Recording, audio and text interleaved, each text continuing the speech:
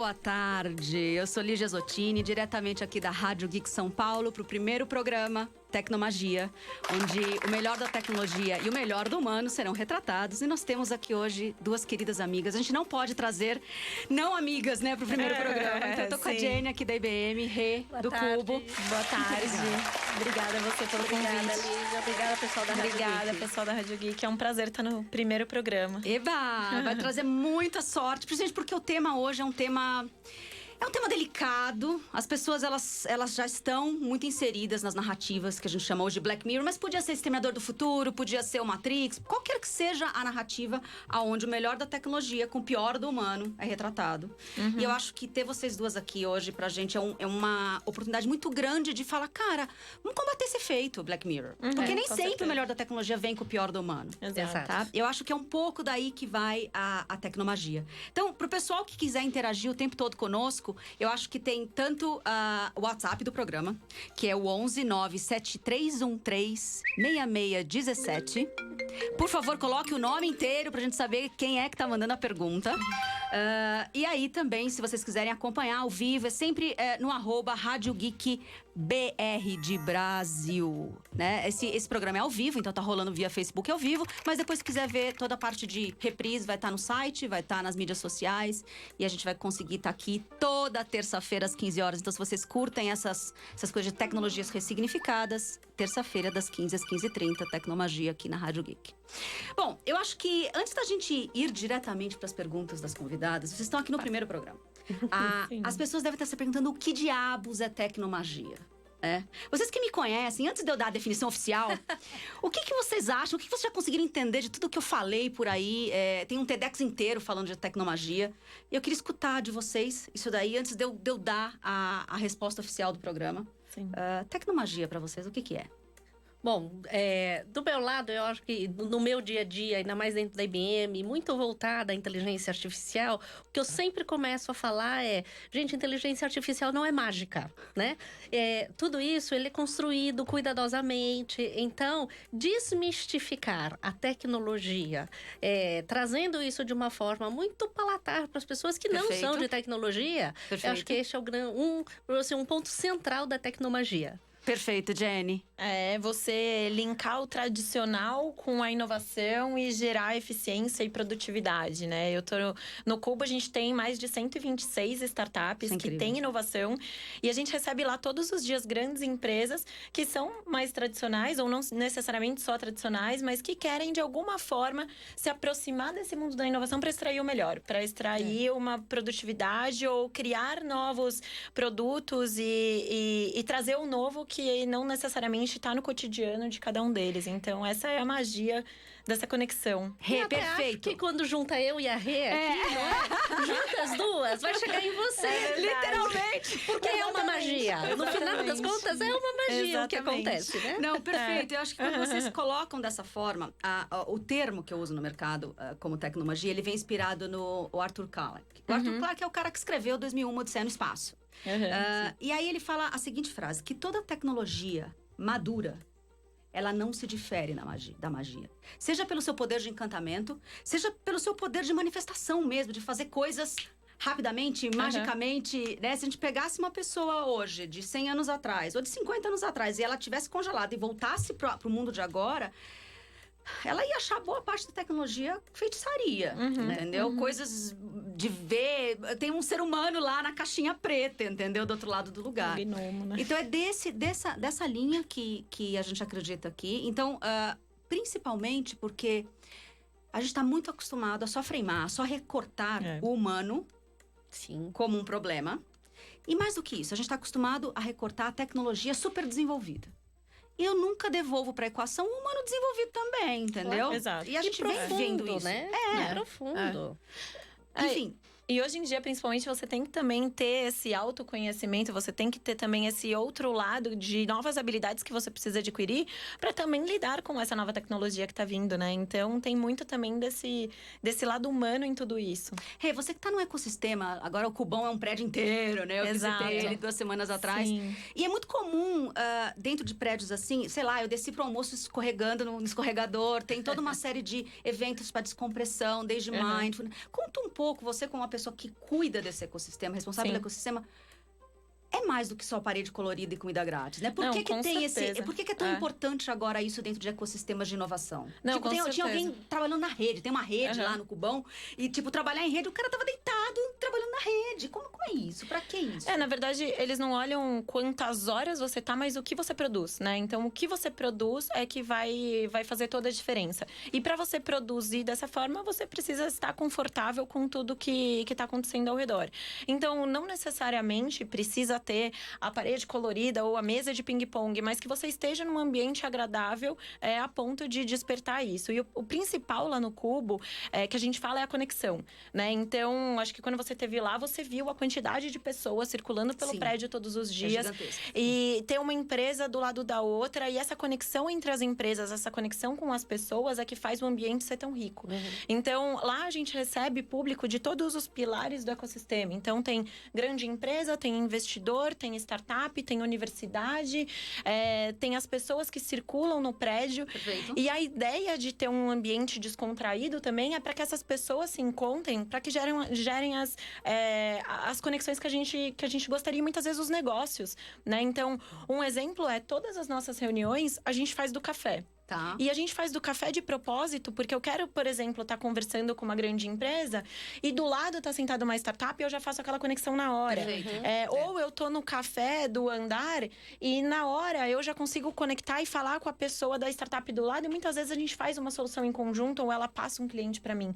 Então, o espaço ser desse jeito é para ele propiciar essas conexões e esse melhor de cada um. Não, perfeito. Legal. E Jenny, antes de entrar no tema oficial, eu acho que nós todas somos IBM, né? Sim. Eu acho que eu lembro de falar que eu trabalhava remotamente desde 2007. As pessoas ainda estão em processo de migração em algumas empresas, e a gente já tinha, desde o júnior, era possível trabalhar de qualquer lugar. E eu acho que como você passou, né, todas essas fases lá dentro, como é que é num mundo tão urgente você poder trabalhar de qualquer lugar?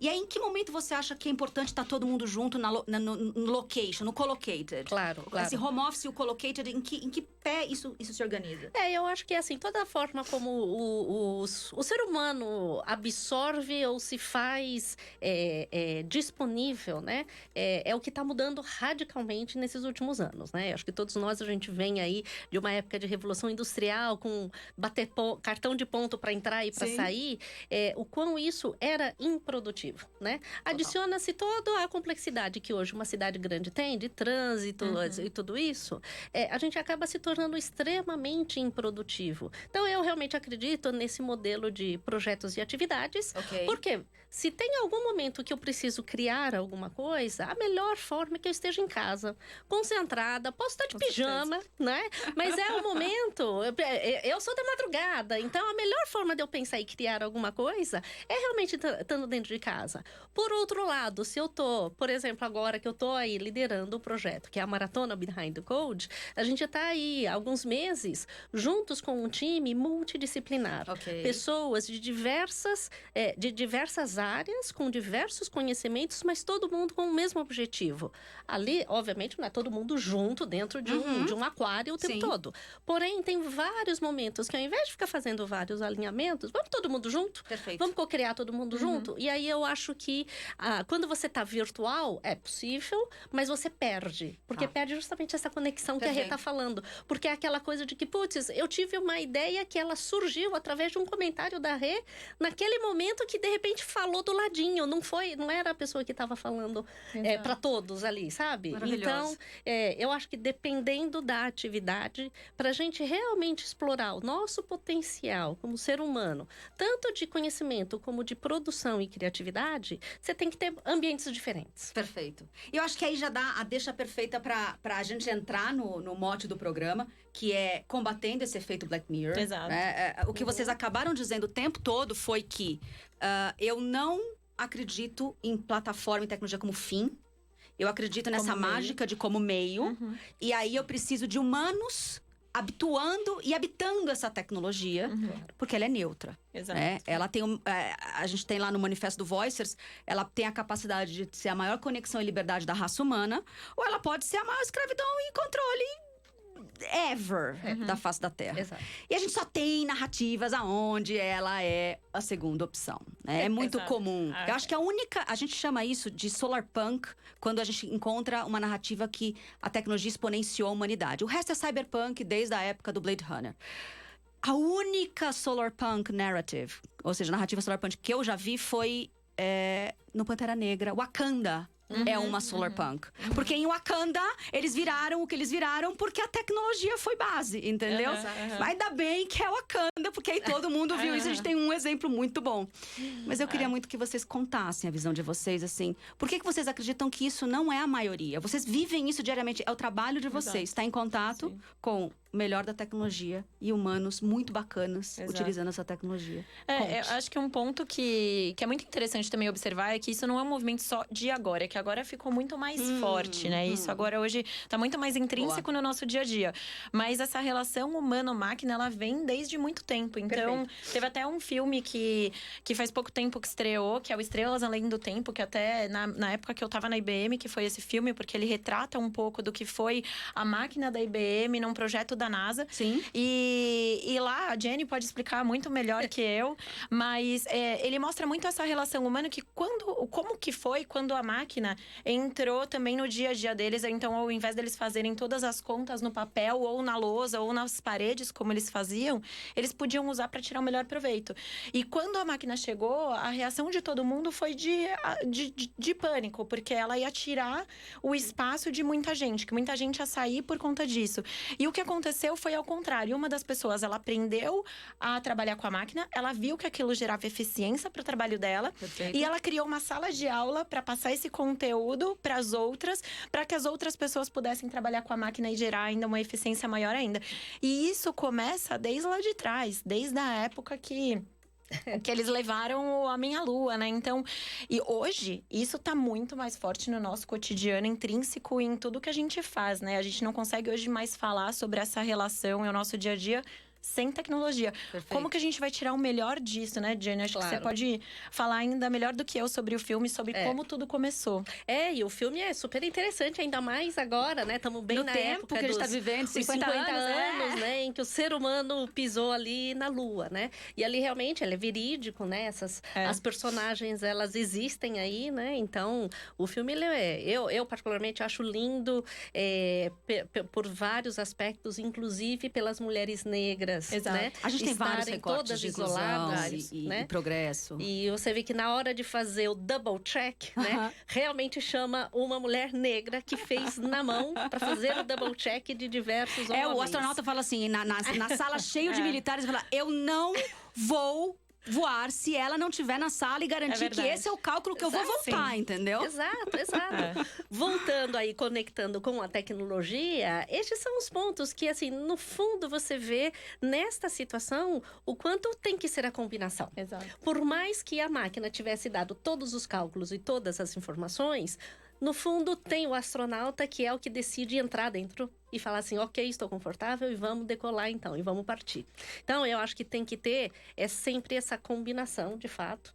E eu acredito que essas narrativas negativas, né, que elas, talvez indo para um lado um pouco mais ácido, né, do porquê que é sempre o lado negativo do humano que se destaca quando tem a tecnologia junto, né?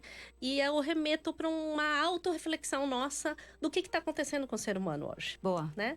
E será que hoje a grande ameaça do ser humano, a grande ameaça do planeta é a máquina? Ou somos nós mesmos os seres humanos? Exato. Maravilha, você começa o seu TEDx assim, né? E, aliás, eu começo assim. É assim, quem porque quiser. Esse é o meu dia a dia. Eu fico desmistificando. Eu falei, não, peraí, gente. Olha, a tecnologia, e a gente tem casos todos os dias, como você fala, né? Todos os dias eu vejo exatamente o oposto, né? O que eu vejo, por exemplo, que é um dos grandes exemplos que eu gosto de exemplificar, porque toca o dia a dia das pessoas, né? Não é um caso isolado de tecnologia, que é o tratamento do câncer. Esse é clássico. No tratamento do câncer, você vê, saiu acho que ontem até, né? Um dos estudos em que a gente já consegue, através do Watson for Oncology, identificar câncer de mama com 5 anos de antecedência. Olha só, a gente sempre fala de fazer os exames com antecedência para evitar o câncer de mama. Bom, 5 anos, gente, é científico, né? E isso não é porque foi lá fora. A gente tem isso no Brasil. O ICC, que é o Instituto do Câncer no Ceará, eles estão avançando muito nesse tratamento. E, gente, não é em São Paulo, é no Ceará. Maravilhoso. Isso eu acho que toca muito, que tá presente, é realidade, é hoje. E por que a gente não fala das coisas boas? Não, e assim, as pessoas ficam com muito medo de ser substituído pela máquina. Eu gosto muito de acreditar que a gente vai ser aprimorado por ela. Nem o House, que é o famoso médico lá do seriado, ele é capaz de guardar toda a literatura, seja de câncer, seja qualquer uma delas. E o Watson, ele vai vir para aprimorar o diagnóstico. É como se fosse a sua memória externa, que o médico possa fazer coisas mais humanas, né? Eu acho que desse lugar, é um pouco do que eu escrevi na coluna da Você S.A. esse mês. Eu questionando se você sabe a diferença do futuro do trabalho e do trabalho do futuro. E a provocação, ela parece que é só uma joguinho de palavras, ela não é. Não. Né? O futuro do trabalho tem sempre aquela dimensão de presente estendido. Você pega lá a tecnologia, vê o que ela pode fazer em relação ao que as pessoas estão fazendo, aumenta a produtividade, coloca a tecnologia lá e acabou. Não pensa em humano, não pensa em nada. Então, assim, é complicado. O trabalho do futuro, a gente não sabe ainda qual é. Mas se você pegar, as áreas vão desaparecer, elas não vão desaparecer. Mas provavelmente você não vai estar fazendo exatamente o mesmo escopo. Você é super expert em marketing, ecossistema. Você vai desaparecer isso em 10 anos? Não vai.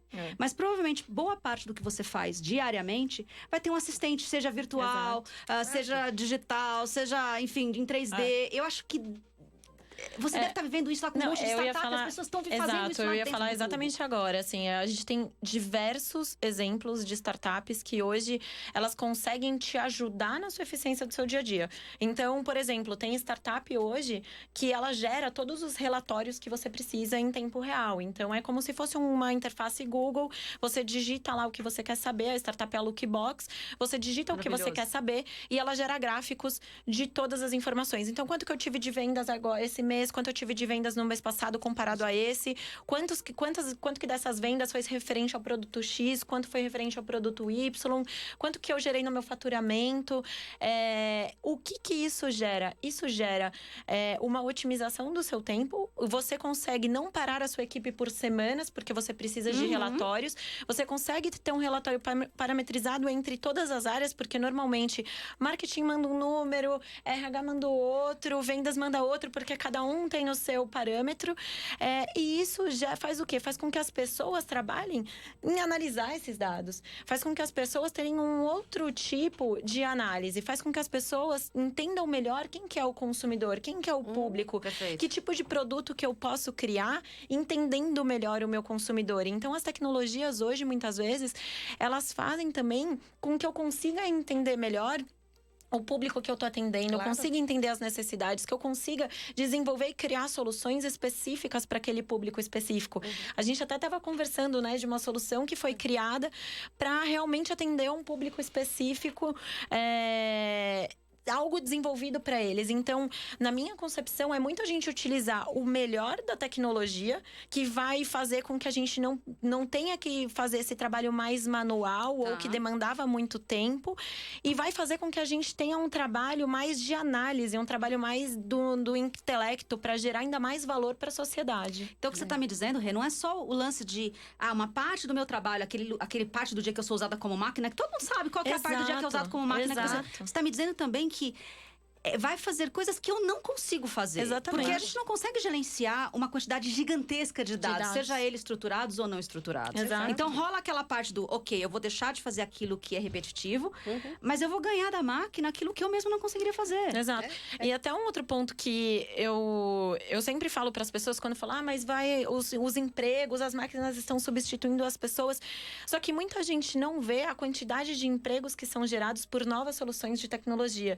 Então, quando a gente pega um Uber, quando a gente pega um Log, quando a gente pega inúmeras startups que são criadas, iFood, a né? quantidade de empregos que são gerados por conta dessas novas soluções que trazem e que ajudam no nosso cotidiano, que trazem eficiência para nós mesmos, é incrível, né? Então a gente fala muito, é o que você falou, a gente fala muito do lado B, que que são os malefícios causados, mas a gente não fala e não olha todo esse outro lado, né? E você vê que interessante, né? O IDC soltou um relatório que fala que hoje, né? Não é amanhã, não. Hoje, em toda a América Latina, são 550 mil empregos que não são completos, né? Eles estão ali, estão abertos e não conseguem ser preenchidos justamente por falta de qualificação. E muitas vezes a gente discute isso, né? Até, mas será que aqui no Brasil a gente tem uma deficiência? Eu acredito que tudo, se a gente não fizer nada, de fato a deficiência e o vácuo ela só vai aumentar, né? Por outro lado, como a tecnologia hoje ela está muito democratizada, significa o seguinte: o que está disponível hoje nos Estados Unidos, na Índia e na China, está disponível para o Brasil. Exato. Então a gente não tem nenhuma diferença a mais. Depende, da gente. Exato. Depende das iniciativas todas para a gente cobrir, sim, uma formação da base, né? Dentro disso, até a gente lançou a maratona com um grande objetivo ali, justamente de formação. É a gente colocar à disposição de todo mundo, estudante, de uma forma muito simplificada, justamente para não falar somente com pessoas de tecnologia, mas a gente colocou de uma forma muito simplificada para que estudantes pudessem ter um contato com o Watson e colocar a mão no Watson e desenvolver uma aplicação. E eu sei que você não pode falar de números oficiais, mas são muitos fazendo isso. Milhares. Eu posso dizer que são milhares. Ai, que maravilha. Eu lembro a gente conversando no pré-projeto para ver qual seria a adesão e saber que está na casa dos milhares é muito legal. Porque é a prova de que a gente é um celeiro de desenvolvedores também. Claro. Isso é importante. E precisamos ter esta cabeça, porque é muito fácil a gente delegar essa responsabilidade. Mas espera, se eu tenho a tecnologia na mão, se a Rê tem toda a inovação junto, gente, vamos dar as mãos. Vamos fazer todo mundo junto. Né? A parte positiva que eu percebo no cenário, e até falando de Brasil mesmo, né? Eu que estou no dia a dia ali do empreendedorismo o tempo inteiro, o que eu percebo, e eu tô há 10 anos mais ou menos nesse ecossistema, é uma evolução muito grande e um amadurecimento muito grande do ecossistema de startups, inovação, etc. Então hoje a gente não só consegue perceber uma evolução e um amadurecimento muito grande das startups, mas também da mentalidade das grandes empresas. Perfeito. Grandes empresas, né? Não necessariamente grandes, mas de uma busca muito grande dessas empresas que vem até nós entender o que são as startups, como que eu faço também para ter essa inovação dentro de casa e querendo sim se aproximar desse mundo. Claro. Então, tem um olhar muito de preciso também inovar, preciso colocar a tecnologia, preciso extrair o melhor da tecnologia, preciso mudar mindset, preciso sim fazer transformação digital e cultural. Porque isso é uma relação muito de ganha-ganha. Né? As startups vão ganhar, as empresas vão ganhar e as pessoas vão ganhar principalmente. Claro. E assim, não tem outra forma. Eu brinco que se você quiser ficar na hard economy, isso é tema para um outro programa, ok, você vai fazer dinheiro lá. Mas como o próprio nome já diz, é de forma muito dura. A infraestrutura é dura, as pessoas são duras, o objetivo é duro.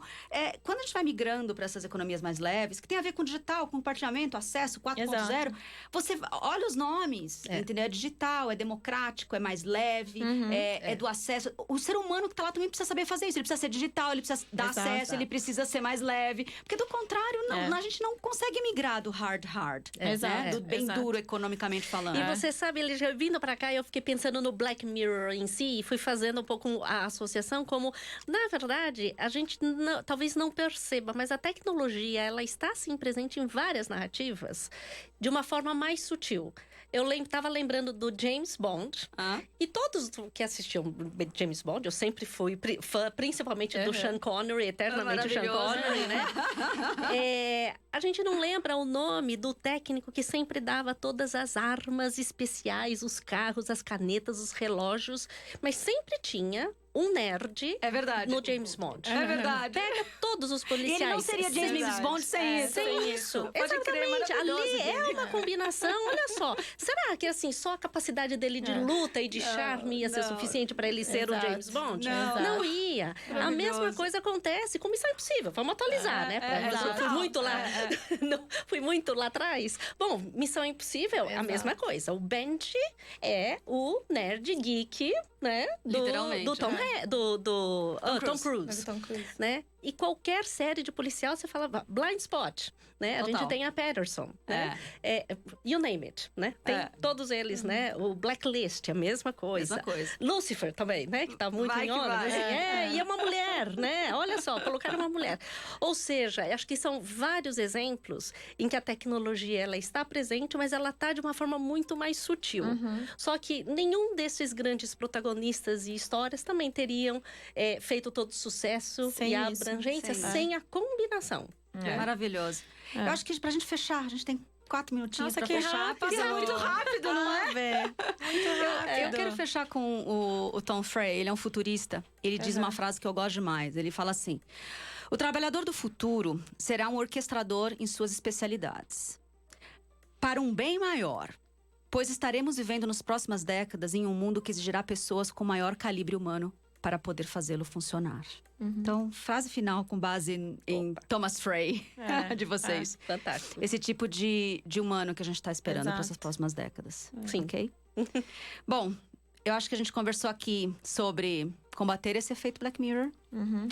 E também que os nossos esforços não podem ser apenas na construção de cenários futuros, onde só a máquina vai estar exponenciada. A gente precisa devolver o humano para essa equação. Com certeza. Então, Jenny, Rê, dá uma frase final aí pro pessoal que está escutando a gente. E tem muita luz no fim do túnel, né? Como frase final, acho que é muito pra gente aproveitar ao máximo a tecnologia sem deixar de desenvolver os soft skills, porque tá cada vez mais mais forte, mais presente, que o orquestrador e a pessoa que mais vai ter sucesso vai ser aquela pessoa que sabe sim trabalhar com tecnologia, com a máquina, etc., mas que também consiga desenvolver os soft skills, essas relações interpessoais, para extrair o melhor de todas as relações. Perfeito.